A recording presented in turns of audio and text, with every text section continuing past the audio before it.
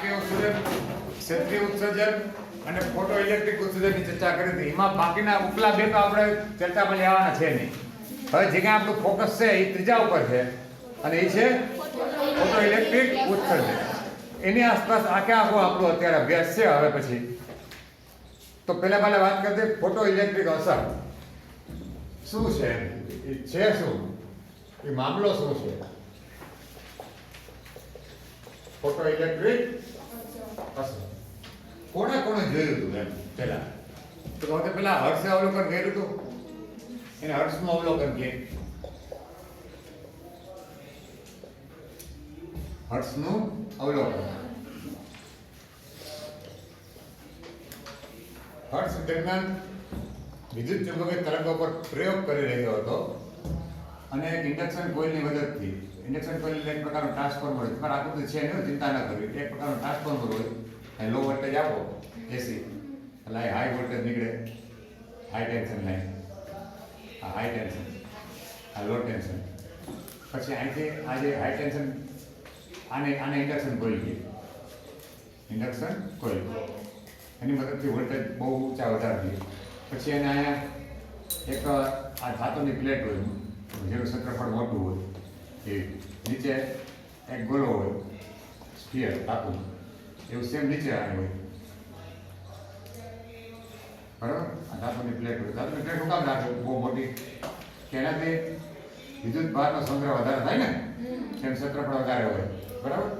અને પછી આ ગોળા હતા જેની સ્ફિયરની એક નાના ગોળા હોય એટલે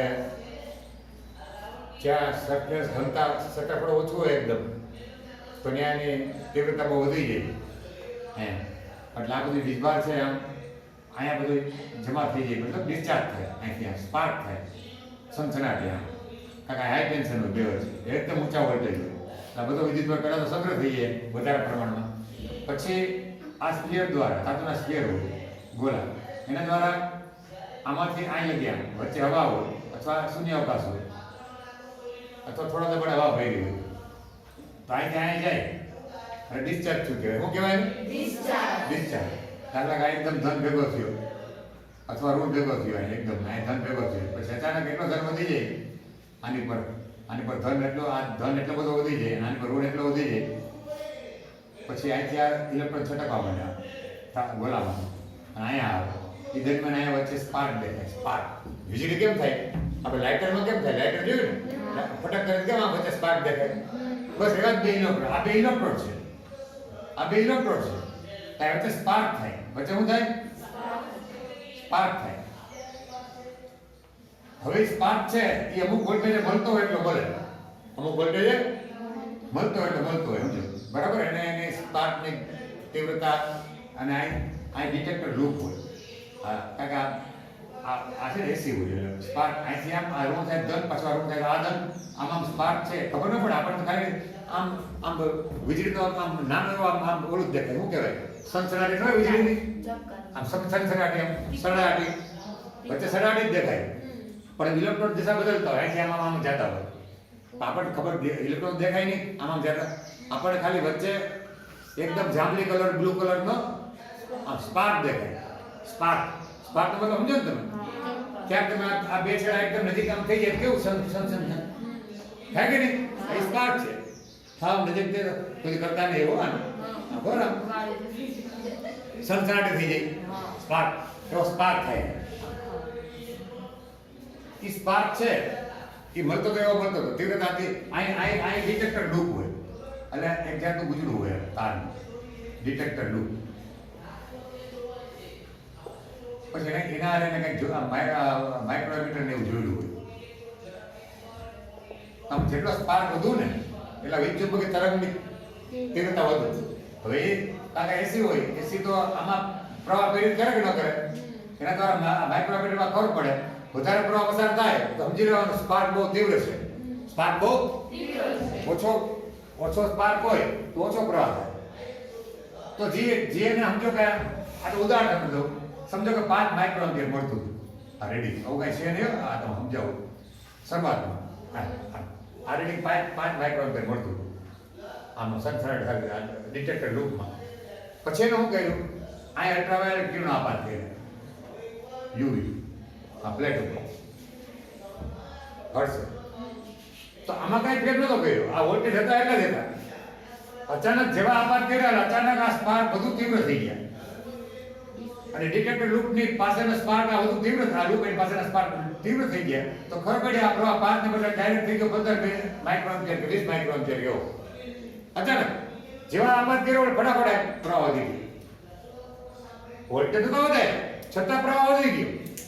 એનું કારણ શું થયું કે જેવું તમે આપાત કર્યું યુવી કિરણોને આપાત કર્યા એટલે આમાંથી ઇલેક્ટ્રોન વધુ પ્રમાણમાં ઉત્સર્જિત થયા ઊર્જા શોષી યુવી અને વધુ પ્રમાણમાં એક કરે ઇલેક્ટ્રોન પાછા અહીંથી આમ ગયા. એને કારણે સ્પાર્ક તીવ્ર થયો. કેવો થઈ ગયો? હતો એના કરતા તીવ્ર થયો. જે ડિટેક્ટર લૂપ દ્વારા ખબર પડી એમ. કારણ નહીં તો એ તો ફોટો ઇલેક્ટ્રિક અસરને માન છે ને આને જાય છે હર્ષનું. ફોટો ઇલેક્ટ્રિક અસરની શોધ કરી હોય તો હર્ષ કરી. ત્યારે એને ખબર પડી કે આમાંથી કાંઈ કેવા કિરણો બહાર નીકળે છે.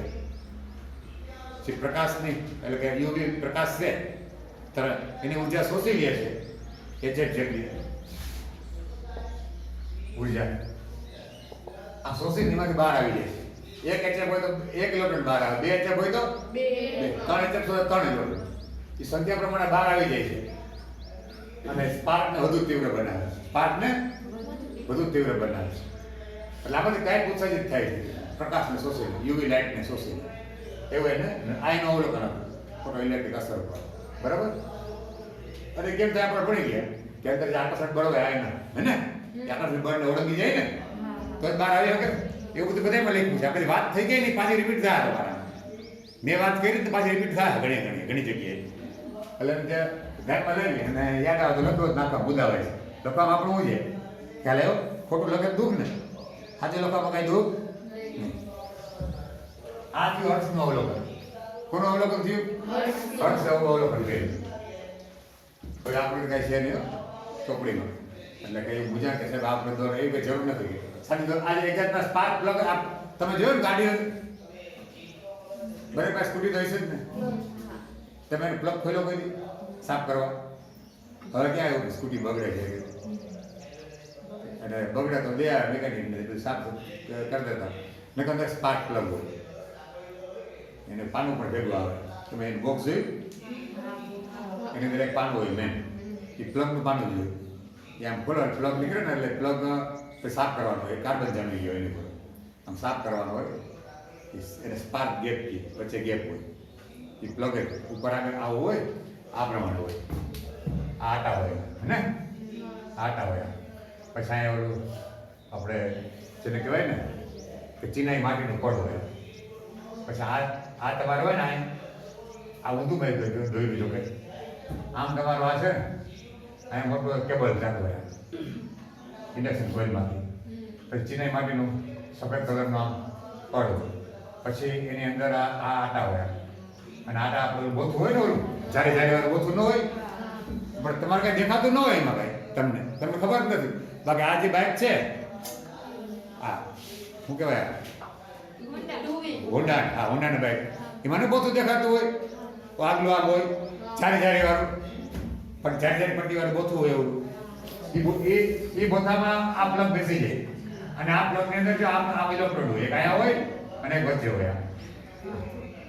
જેવો આ ઇન્જેક્શન કોઈમાંથી કિક લાગે અથવા એન્જિન શરૂ થાય ને તો અહીંથી જનરેટર હોય એમાંથી અહીંથી ઇન્ડક્શન કોઈલમાંથી ઇન્ડક્શન કોઈલ વચ્ચે હોય એમાંથી ઊંચા વોલ્ટેજ જો એન્જિન અહીંયા સ્પાર્ક થાય. જો આ સ્પાર્ક થાય ને એટલે અંદર પેટ્રોલ અને હવા હોય તો પેટ્રોલ હવાને સ્પાર્ક થાય એટલે ભડાકો કરે.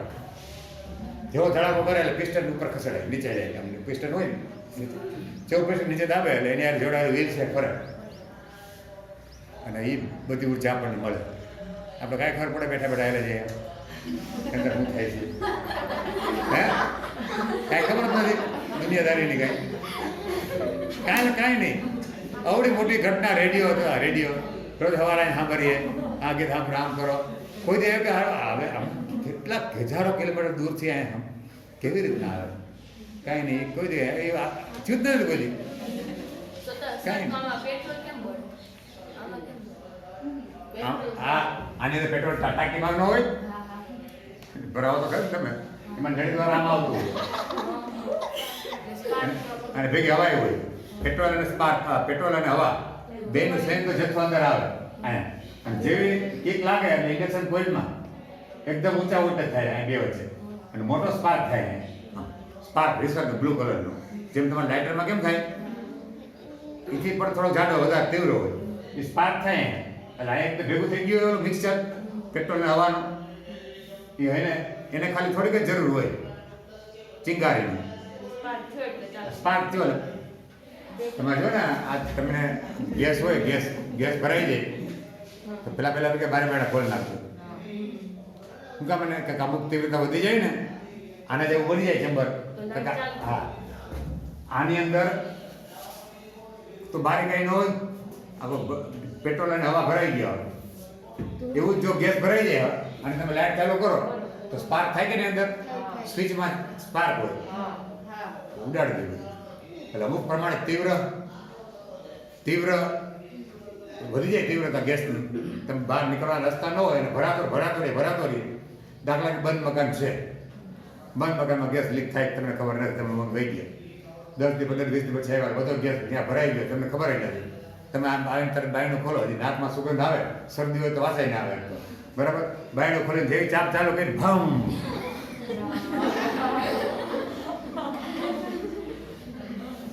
કારણ કે અમુક હદથી વધુ તીવ્રતા વધી જાય તો એ આના જેવું જ કામ કરે છે જેવા આમાં થાય છે. આ જેમાં આગ લાગે એમાં શું થાય છે તમને ક્યાંય ખરી જો કે ભાઈ પહેલી વાત તો બારે બેડા ખોલ નાખો, જે ડાયરેક્ટ સ્વિચ ચાલુ ન કરવી.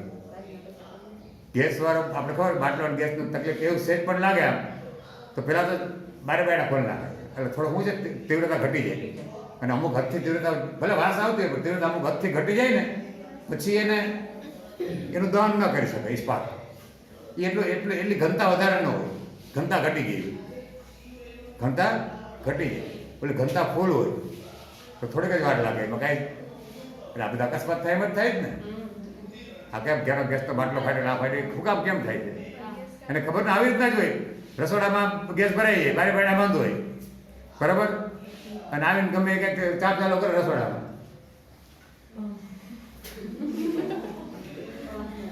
ત્યારબાદ આ વચ્ચે સ્પાર્ક ગેપ હોય એ આમાં આ પ્લગમાં એવું હોય એની પર જ કામ કરે છે. આ સ્પાર્ક પ્લગ એની પર જ કામ કરે. બે ઇલેક્ટ્રોડ હોય જો અહીંયા એની વચ્ચે સ્પાર્ક થાય, ઇન્ડક્શન કોઇલ હોય. એ બધું હવે આ જૂના બાઇક હતા ને એ બધું દેખાતું. આ નવા બાઇક સ્કૂટીમાં ને બધું બધું અંદર પેક કરી દીધું એન્જિનમાં. તો હર્ષ આવા અવલોકન કર્યું સ્પાર્કનું હે હા એ તો ચાલુ કરવા માટે છે ને. એ કિક કરે એ કામ એની મોટર કરતી હોય પેસર, જે કામ પગ કરતા હોય એ કામ મોટર કરતી હોય. પણ મેન વાત તો જે એન્જિનમાં હાલે છે તો હજી પેટ્રોલ થી હાલે છે, સિવાય કે ઇલેક્ટ્રિક બાઇક હોય તો એ અલગ વાત છે. ઇલેક્ટ્રિક બાઇક આવી શકે પણ એટલી બધી સક્સેસ જાતી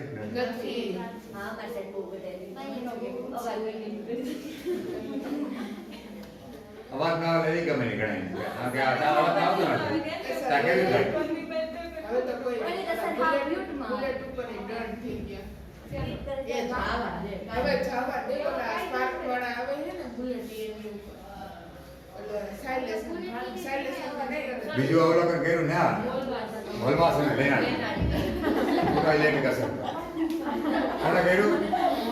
વોલ્વાસ અને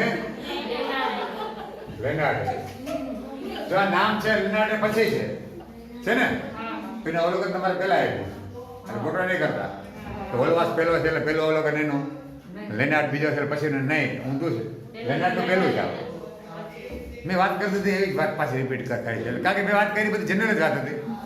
એને ડિસ્ચાર્જ ટ્યુબ લીધી બરાબર, એમાં ઇલેક્ટ્રોડ ગોઠવા આ પ્લેટ ઉત્સર્જક પ્લેટ, ઉત્સર્જક પ્લેટ અને સામે રાખી એને કલેક્ટર પ્લેટ કે જે ઇલેક્ટ્રોનને ભેગા કરે, કલેક્ટ કરે. આને આપણે કેથોડ કહેતા, આને આપણે એનોડ નામ આપ્યું.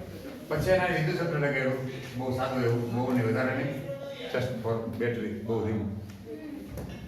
પછી આ કાચની બારી હતી એને ક્વાર્ટઝ અથવા કાચ ઓકે, આમાંથી યુવી કિરણો એને દાખલ કર્યા અને સીધા પ્લેટ ઉપર પડે એવી રીતે. આ પ્લેટ હોય ને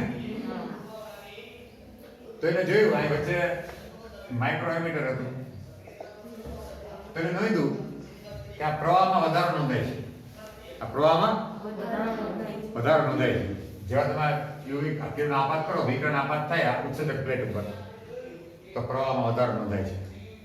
તો શું કામ થતું હોય કે જેવું બાકી પ્રવાહ જે વહેતો જાય પ્રવાહ સમજો કે 5 માઇક્રોમીટર ચાલુ છે અત્યારે, હે ને?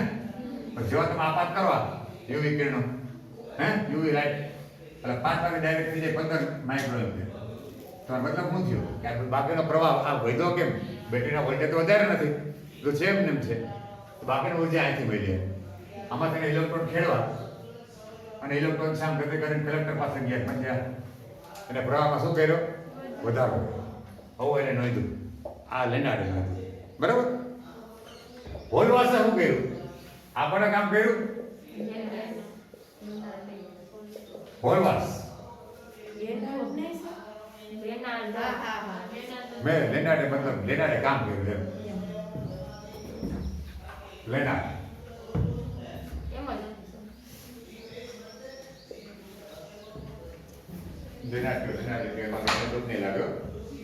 તમારું કોઈ ધ્યાનમાં એવું કંઈક બહુ હાલો કે ધ્યાનમાં છે. બોલવા શરૂઆત કરી એને ઇલેક્ટ્રોસ્કોપ લીધું. ઇલેક્ટ્રોસ્કોપ ભણી ગયા આપણે, કાચની બેણી હોય એમાં ઓલા વરખ હોય એલ્યુમિનિયમના, બે આમ સમાન વિધભાર આવેલા આમ બે અલગ થાય, હે ને? આ કાચની બેણી હતી અને ઇલેક્ટ્રોસ્કોપ કે હું કે ઇલેક્ટ્રોસ્કોપ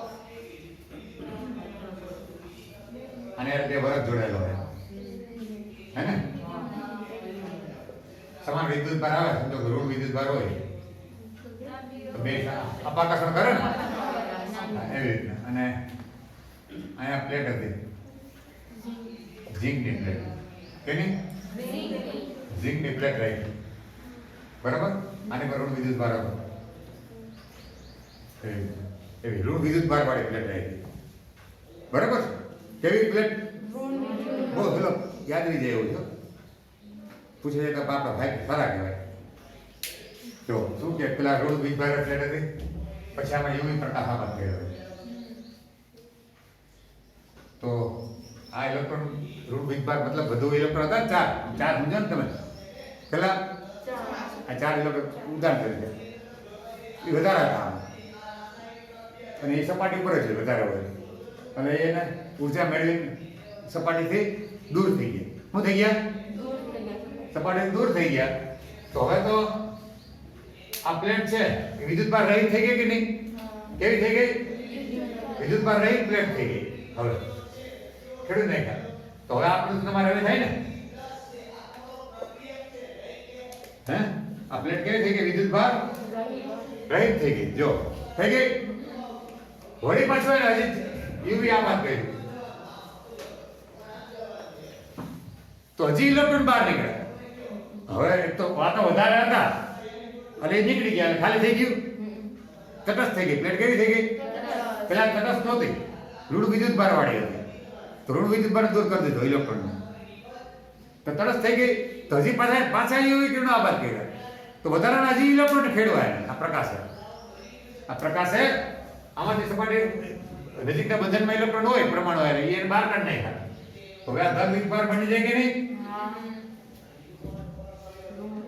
તો હજી એને ચાલુ રાખ્યું.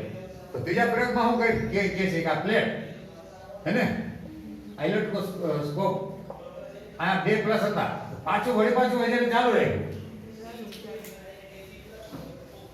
યુવી. તો હજી પાછા વધારે ઇલેક્ટ્રોન ખેડવા. 2 હતા, 2 ખેડવી નાખ્યા, 2 પ્લસ થયા, પાછા 2 ખેડવા, પાછા 2 પ્લસ થયા. કેવળ બહારથી કે ઋણ વિદ્યુતભારે પ્લેટ હોય યુવી આપાત કર્યું તો વિદ્યુતભાર રહિત બની હતી. હજી એને યુવી આપાત કર્યું તો ધન વિદ્યુતભાર વાળી બની. વળી પાછું યુવી આપાત કર્યું તો વધુ ધન વિદ્યુતભાર વાળી બની. આવો પ્રયોગ છે આના હોલવાસનો. આવું લખતા આવડે કે ના આવડે?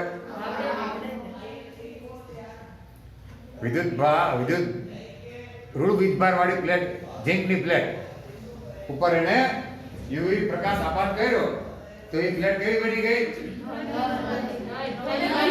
વિદ્યુતભાર રહિત થઈ ગઈ. કારણ કે વધારાના ઇલેક્ટ્રોન હતા ઓલરેડી પહેલેથી, જેને કારણે ઋણ વીજભાર હતો તે નીકળી ગયો. તો હવે વિદ્યુતભાર રહિત પ્લેટ પર હજી આપાત કર્યું પ્રકાશ, તો ધન વીજભાર ઉત્પન્ન થયો. કારણ કે એ તટસ્થ હતો, એમાં પાછા ઇલેક્ટ્રોન ખેડવા, એટલે હવે તટસ્થ નથી, ધન બે ધન બન્યા. હજી એને પાછું યુવી આપાત કર્યો, તો હજી પાછા વધારાના બે ઇલેક્ટ્રોન હજી ખેડવા, વધુ ધન વીજભાર બન્યું. આવાનો પ્રયોગ. આમાંથી એને નક્કી કર્યું કે યુવી આપાત કરીએ છીએ તો એ પ્લેટમાંથી, ધાતુની ઝીંકમાંથી, પ્લેટમાંથી કઈક કણો બહાર આવે છે. ઋણ એ કણો ઋણ વીજભારિત વાળા છે. એ કેમ ખબર પડી એને કે ધન વીજભાર? ઇલેક્ટ્રોસ્કોપ રાખવાનું કારણ છે કે સમજો કે આ પ્લસ થયું તો આ પ્લસ આવે ને બે, અને વધારે પ્લસ થાય તો વધારે પ્લસ આવે બે અપાકર્ષણ. એ ઇલેક્ટ્રોસ્કોપના કારણ એને તે ખબર પડે કે વિદ્યુતભાર આવ્યો કે કેવો આવ્યો, જ્યારે નહીં રહ્યું જાણવા માટે. તો એને ખબર પડી કે ભાઈ ઇલેક્ટ્રોન છે ઋણ વીજભાર જે બહાર કાંઈ નીકળી જાય છે, યુવી પ્રકાશ આપાત કરીએ અને બહાર નીકળી જાય છે, કાંઈ એ નીકળી જાય, એ કણો ઋણ વીજભાર વાળા કણો છે. કેવા? પાછળ તમે ખ્યાલ આવ્યો કે ભાઈ ઇલેક્ટ્રોન છે. આ તો પ્રયોગ દરમિયાનની વાત છે બધી. એ ઋણ વિદ્યુતભાર ધરાવે છે એ આનાથી નક્કી થયું. કારણ કે તો ઋણ વીજભાર હતો, નાખ્યા તો તરત થઈ ગયો, દૂર થઈ ગયો. ઋણ દૂર થયો તો એવું બને ને. પછી હજી નાખ્યા તો હજી વધુ ઋણ દૂર થયો તો ધન બન્યું, હજી નાખ્યા તો વધુ ઋણ દૂર થયો, વધુ ધન બન્યું. મતલબ દૂર કોણ થાય? ઋણ વિદ્યુતભાર. પછી એને આપણે જાણીએ છીએ નામ ઇલેક્ટ્રોન છે, તો આપણે ખબર જ છે, બરાબર. અચ્છા, પાવો પ્રયોગ એને કર્યો હોલવાસ. આ બંને મળીને એક પછી પ્રાયોગિક ગોઠવણી કરી, અને એ લોકોએ કે ભાઈ ફોટો પ્રવાહ મળે આપણને, જે પ્રવાહ મળે છે એને ફોટો ઇલેક્ટ્રિક પ્રવાહ કહે. શું કહે? તો તીવ્રતા વધારી તો કેમ ફરક પડે? કે એનો અભ્યાસ કર્યો, એનું સાધન ગોઠવું એને કે આપણે પછી વિદ્યુત આ વોલ્ટેજ વધારી તો કાંઈમાં ફરક પડે ખરી? આ વોલ્ટેજ વિદ્યુત દબાણ, વિદ્યુત સ્થિતિમાં આ બે પ્લેટ વચ્ચે ઉત્સર્જક અને કલેક્ટર તો ફેર પડે કે? ત્રીજી કે આપણે આવૃત્તિ બદલાવી આપાત પ્રકાશની તો કાંઈ ફેર પડે? સમજી આ કેવા ફરક નહીં? તીવ્રતા બદલાવીએ તો ફોટો ઇલેક્ટ્રિક ઉપર હું પ્રવાહ શું ફેર પડે? વિદ્યુત સ્થિતિમાનનો તફાવત બદલાવીએ તો ફોટો ઇલેક્ટ્રિક પ્રવાહ પર શું ફેર પડે? આવૃત્તિ બદલાવીએ તો ફોટો ઇલેક્ટ્રિક પ્રવાહ પર શું અસર પડે? અથવા અહીંથી આ ધાતુની જાત બદલાવીએ દ્રવ્ય તો શું ફેર પડે? આ ચારનો અભ્યાસ કરવાનો ખાસ કરીને, બરોબર. તો એની પ્રાયોગિક ગોઠવણી કરી છે. પેલા આપણે નોંધ કરી લ્યો, તેના પ્રયોગ ઉપર જાય ને બે વાત તૈયાર કરી લઈએ આપણે. કેટલા આવ્યા છે? 9 ને 5.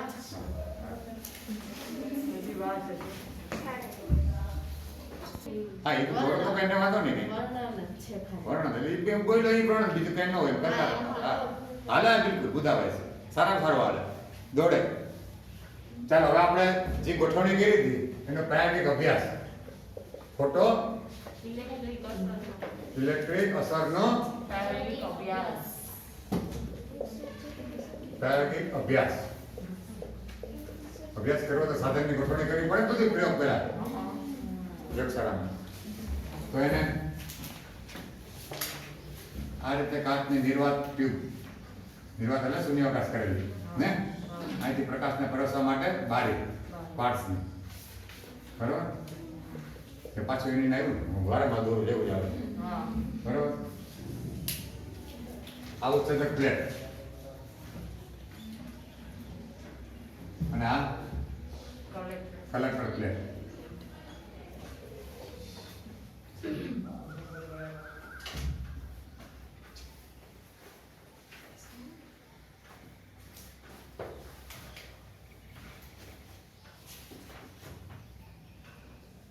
આ ઠેકડામાં રહ્યું છે ને એવું નિશાની કરે ને, એટલે મતલબ એ ઠેકીને જશે. કોને ઠેકીને જશે? તો બીજો આવે ને એટલે આ તો કેથોડનું છે ને ટર્મિનલ આયનોડનું, એટલે કે કલેક્ટરનું.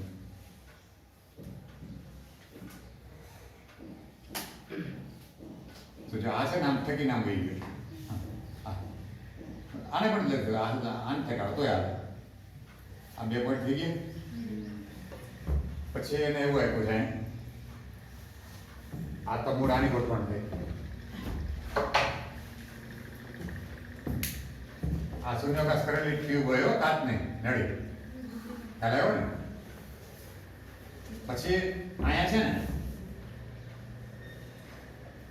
જરૂર પ્રમાણે ગોઠવા માટે હોય. દાખલા પછી અહીંયા આપણે બેટરીને સાથે ગોઠવાનું હોય ને બેટરીના વોલ્ટેજ વધારે ઘટાડી શકાય એવી વ્યવસ્થા હોય. ચલ બેટરી હોય બરાબર. અને એ લોકો ચલ બેટરી માટે શું કરે છે? રિઓસ્ટેટ ગોઠવે. શું ગોઠવે? રિઓસ્ટેટ. એટલે એક બેટરી હોય, આ રિઓસ્ટેટ છે બરાબર. તો આ છેડો પ્લસ હે ને, આ છેડો માઇનસ. પછી અહીંથી એના પ્રવાહ કેટલો હોય માપવા માટે એ મીટર હોય એટલે કે માઇક્રોમીટર બરાબર. પછી એનો બીજો છેડો નીકળે ને એ ચલ છેડો હોય. કેવો? આમ ફરી શકે. અહીંયા હોય તો ફૂલ વોલ્ટેજ, અહીંયા હોય તો 0 એવી રીતના હોય બરાબર. હવે આને કારણ કે સી આરે છે તો મારી બેટરીને છેડા બદલાઈ નાખું તો વાંધો નહીં. કારણ કે કેથોડ છે ને પેલો આપણે કેથોડ આરે જોઈએ છે એવી રીતના તો આપણે આમ કરી નાખો. આ ચાલે, કઈ ખોટું ન પાડે પણ સમજાવવા માટે એમ કહેવાય.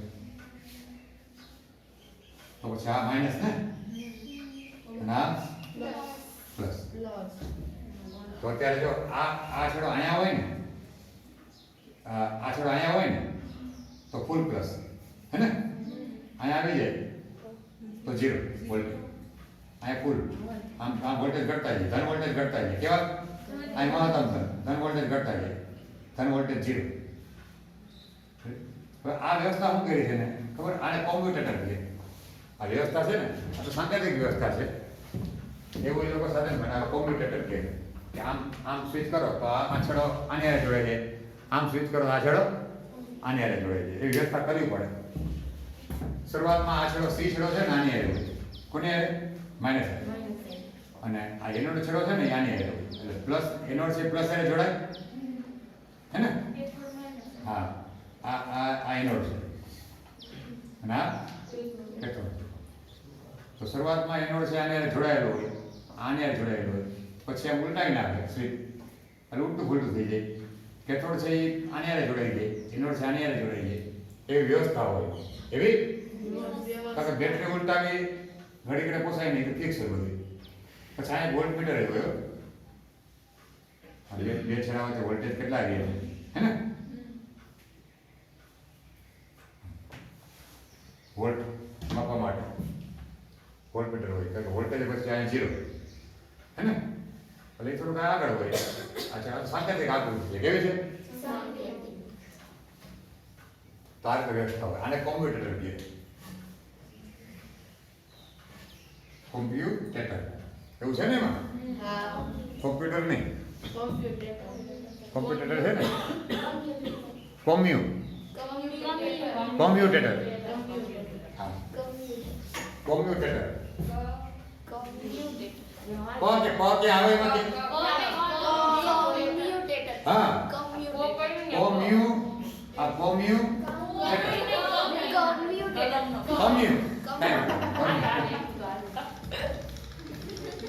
કે ભાઈ COMB ને હું બોલો?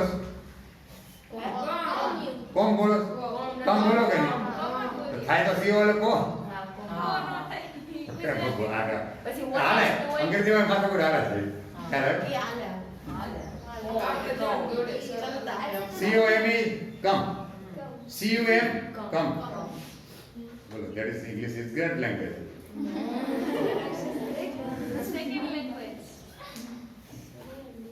કાચ ને ગોઠવણી હોય એની અને શું કામ ગોઠવે ખબર? આ કોમ્પ્યુટેટર નું કામ સ્થિતિમાન બદલાવા મળે. ધન અને ઋણના છેડા એનોડ ને છે. આ કલેક્ટર પ્લેટ છે, આ કલેક્ટર પ્લેટ અને આ ઉત્સર્જક પ્લેટ. તો આને સ્થિતિમાન બદલાવા માટે વપરાય. અત્યારે એનોડ છે, જો તમે પ્લસ આને જોડો કે થોડા આને જોડો તો રાબેતા મુજબ જે વાત થઈ છે કે ક્ષેત્ર છે ઇલેક્ટ્રોનને ખેંચે આમ એનો અર્થ છે ધન. આ ધન થાય તો ખેંચે ને ઇલેક્ટ્રોનને. આ ધન હારે જોડાય, આ છે આને હારે જોડાય તો ધન હારે જોડાય ખેંચે. આ રીતે ગોઠવણી હોય છે, બરાબર છે. તો હવે આમાં બોલવાનું આમ હંમેશા ઉત્સર્જકની સાપેક્ષે કલેક્ટરનું સ્થિતિમાન કેવું સ્થિતિમાન. તો જો તમે એનોડ છે અહીં જોડ દો ને, નંબર આપી શકીએ આ 1 અને આ 2. તમે 2 આગળ જોડ દો એનોડને તો કલેક્ટરની સાપેક્ષે આપણે ઉત્સર્જક પ્લેટની સાપેક્ષે કલેક્ટર પ્લેટનું સ્થિતિમાન ધન કહેવાય. કેવું કહેવાય? એનોડ અહીં આવી જાય ધન આગળ, આ ધન છે ને. અને જો તમે એનોડના એને અહીં જોડ દો એકાઈ હે ને, અને સી ને બે આને જોડ દો તો ઉલટું બોલાય કે ભાઈ ઉત્સર્જકની સાપેક્ષે કલેક્ટરનું સ્થિતિમાન કેવું છે? ઋણ. એટલે ઉલટાઈ નાખ્યું સ્થિતિમાન. કેવું કરી નાખ્યું? બેટરી ઉલટાવે જેવું છે. બેટરી ઘણી ઘણી ન ઉલટાવે એટલે અહીંથી બધું થઈ જાય. એના માટે આ પૂરું ખ્યાલ આવ્યો?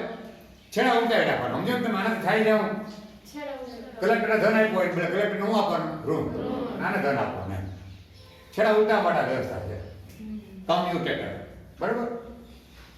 પેલું થઈ ગયા પછી અભ્યાસ શેનો કરવાનો છે એ નક્કી હોવું જોઈએ ને કે હું અભ્યાસ કરવો. તો પેલો અભ્યાસ છે કે ભાઈ ફોટો ઇલેક્ટ્રિક ઉપર જ નોંધ કરવાની છે. યાર રાખ્યો યાર આ ફોટો ઇલેક્ટ્રિક પ્રવાહ ઉપર છે. તો વાય પેલો અભ્યાસ કરવાનો છે આપણે તીવ્રતાના આધારે. કોના આધારે? ભાઈ તીવ્રતામાં કંઈક ફેરફાર કરી આ બધી હે ને, આ તીવ્રતામાં કંઈક ફેરફાર કરીએ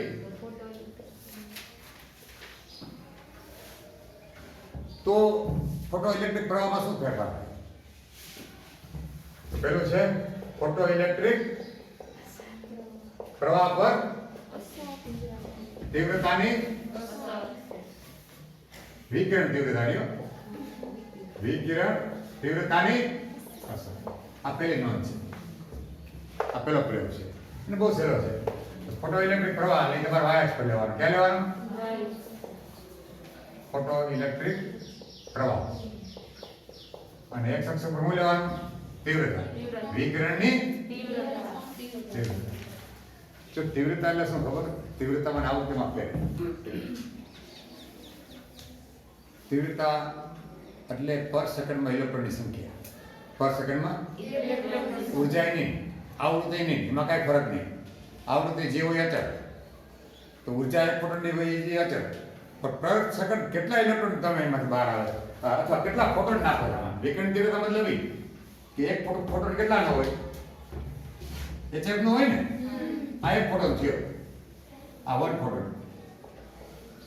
બરાબર? તો એક સેકન્ડમાં આવા કેટલા આવે છે?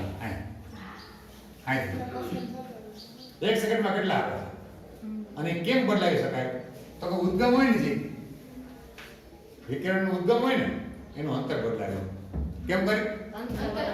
અંતર નજીક રાખો તો તીવ્રતા વધી જાય. તો તમને ખબર છે આ બલ્બ હોય, વિકિરણ અને બલ્બમાંથી આવતો પ્રકાશ વિકિરણ જ છે ને. તો તમને ખબર છે નજીક રાખો તીવ્રતા વધી જાય કે નહીં? દૂર રાખો આવૃત્તિ જ હોય. બલ્બની આવૃત્તિ કઈ ફરે નહીં, તો આવતી હોય જ આવતી હોય, છતાં પાસે રાખો તો તીવ્રતા વધી જાય. શું કામ એવું થાય છે? પાસે રાખીએ ને તો પર સેકન્ડ વધુ ફોટોન થાય. પર સેકન્ડ વધુ ફોટોન થાય. અને અંતર બદલાવી ઉદ્ગમનું ઉત્સર્જક પ્લેટથી અંતર બદલાવી કરી શકાય. જેમ પ્લેટની નજીક લેવો ઉદ્ગમ વિકિરણ ઉદ્ગમ એમ તીવ્રતા વધે. તો એને એવું નોંધ્યું, પ્રયોગમાં એવું નોંધ્યું કે તીવ્રતા તમે જેમ વધારો જે બધું ઉદ્ગમની નજીક લેવાના, આ ઉદ્ગમ હોય અહીં સમજો આપણે ઉદ્ગમ છે વિકિરણ, તમે નજીક લેતા જાઓ હે ને, એટલે કે તીવ્રતા વધારતા જાઓ. જીરો તીવ્રતા હોય તો જીરો પ્રવાહ, મતલબ પર સેકન્ડમાં એક કોઈ ફોટોન નહીં. એ કોઈ ફોટોન નહીં હોય તો એ કોઈ ઇલેક્ટ્રોન બહાર આવે ખરી? એક ફોટોન લેટ પાણો ગા કરો લેટ બહાર આવે, બે મારો બે બહાર આવે. તો એક જ ગાર ના લાગે નહીં તો એક બહાર ના આવે, તો જીરો પ્રવાહ. તો જીરો પ્રવાહ પછી જેટલા ફોટોન વધારો એટલા ઇલેક્ટ્રોન બહાર આવે. ફોટોન મારો એટલા બહાર આવે. તે સમપ્રમાણ હાલે છે. કેવો છે? તીવ્રતા આપણે આવી ગઈ છે. આ એટલે પ્રવાહ નથી આવે. ધ્યાન રાખજો. આ ચોપડીમાં આ જે વપરાણું ને ને ઇન્ટેન્સિટી માટે વપરાણું. કેના માટે? આઈ ફોર ઇન્ટેન્સિટી. ઓકે? ઓલા કિર્ચોફના નિયમમાં જે આઈ વપરાતો એ પ્રવાહ નથી. આઈ ફોર ઇન્ટેન્સિટી. એટલે ઇન્ટેન્સિટી છે આ જે ફોટો ઇલેક્ટ્રિક પ્રવાહ છે, ફોટો પ્રવાહ હે ને, એ સમપ્રમાણ છે ઇન્ટેન્સિટી, એટલે કે વિકિરણ તીવ્રતાની સમપ્રમાણ રેખીય વધારો કયો આટલા એટલું તો કેટલાય કેટલું એવો એમ આમાંય નહીં, પાછા વળાંક વાળો જ વધારો, જેમ કરોડ દાસમાં તમારે થતું હતું ડાયરેક્ટ એવોય નહીં, રેખીય વધારો ડાયરેક્ટ સીધો હિસાબ રેખીય. એક ફોટો તો એક ઇલેક્ટ્રોન, બે ફોટો તો બે ઇલેક્ટ્રોન, આમાં એક ફોટો તો એક ફોટો ઇલેક્ટ્રોન, બે ફોટો તો બે, એવો વધારો એમ. એટલે ચમ સીધો આલેખ આવ્યો દેખાય એ સમપ્રમાણ આલેખ છે. આ આલેખ આવો આલેખ હોય ને એ 83 ને માન આપે, આ 83 ને સ્વીકાર આપે, કેટલા એટલું કેટલાય કેટલું એમ. તો પૂરું થઈ ગયું પેલું અવલોકન, બરાબર છે. આ પેલી વાત થઈ ગઈ. તીવ્રતા શું હોય છે અને એનું કારણ શું, એનું કારણ શું, વધુ તીવ્રતા હોય ને એટલે વધુ ફોટો નાપાત થાય, વધુ ફોટો નાપાત થાય તો વધુ ઇલેક્ટ્રોન છે ઉત્સર્જન થાય છે, બરાબર છે. એના કારણે ઇલેક્ટ્રોનની સંખ્યા વધે છે, સંખ્યા વધે પ્રવાહ વધે કે નહીં, કારણ કે ઇલેક્ટ્રોનની સંખ્યા પર પ્રવાહ વધારો કે ને, કારણ કે સંખ્યા વધે ઇલેક્ટ્રોનની એટલે વિદ્યુત ભાર વધે કુલ, કારણ કે પ્રવાહ બરાબર સૂત્ર શું છે, આ પ્રવાહ છે, આ ફોટો પ્રવાહ બરાબર વિદ્યુત ભાર, એટલે કે n * a, સાચી વાત, આ કુલ વિદ્યુત ભાર q છેદમાં સમય ને,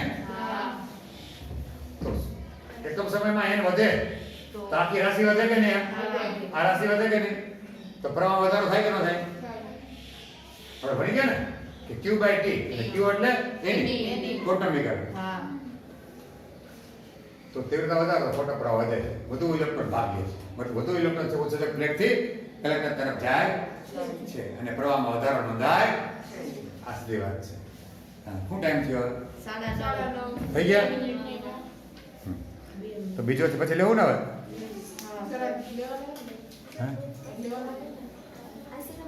નહીં લેક્ચર નહીં, હવે લેક્ચર નહીં જરૂર પડે મારે, હું લગભગ કાતો હમણાં અટકાવું છું આમાં, પછી નહીં વાંધો આવે. હે દાખલા આવશે નહીં તો પછી કોના